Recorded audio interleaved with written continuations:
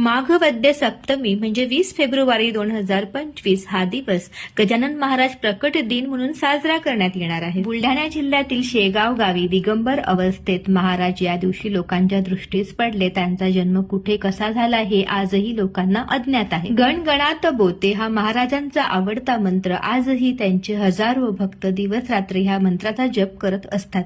पण तुम्हाला या मंत्राचा अर्थ माहिती आहे का? चला जाणून घेऊया। पहिला गण म्हणजे जीव, दुसरा गण म्हणजे शिव, गणात म्हणजे हृदयात, बोते म्हणजे बघा। प्रत्येकाच्या हृदयात परमेश्वर आहे, त्याला बघायला शिका। तो केवळ तुमच्यातच नाही तर प्रत्येकाच्या जीवात्म्याच्या ठाई आहे असा याचा अर्थ होतो। गणगणात बोते अर्थात आत्मा आणि परमात्मा यांची भेट होणं ही जाणीव हृदयात नित्य होत राहावी असं आहे।